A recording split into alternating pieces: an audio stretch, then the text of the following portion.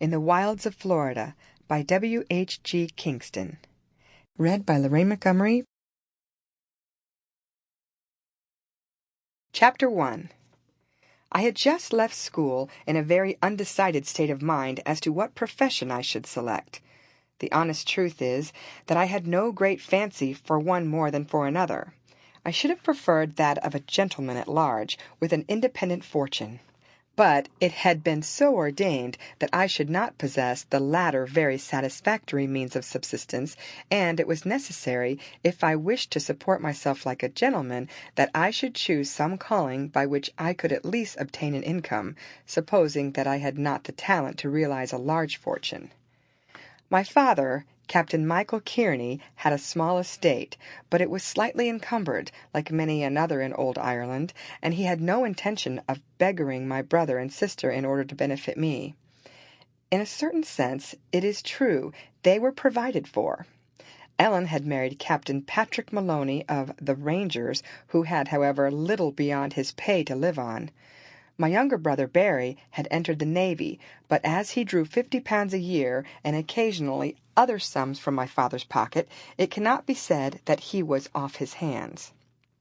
I also had once thought of becoming a sailor for the sake of visiting foreign lands, but I had allowed the time to pass, and was now considered too old to go to sea.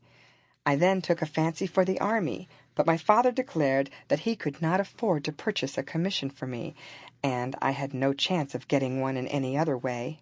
I talked of the law, but when I heard of the dry books I should have to study, and the drier parchments over which I should have to pore, I shuddered at the thought, and hastily abandoned the idea. My kind aunt, Honor Malloy, the sister of my mother, who had been dead some years, pathetically urged me to enter the church, in the hope, as she said, that that would keep me in the right way. But I honestly felt that the church was not my vocation, and that I was much more likely to go the wrong way if I assumed an office for which I was unfit.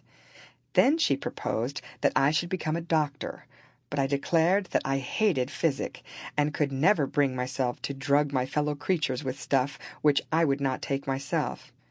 My father offered to try to get me into a government office, though he acknowledged that he had but slight interest with people in authority, and that I might have a long time to wait before I could obtain a satisfactory appointment. He suggested in the meantime that I might become a clerk in a mercantile house, and that I might one day become a partner. But that day seemed so very far off in the perspective that I begged he would not trouble himself about the matter, deciding rather to seek for some... Sample complete. Ready to continue?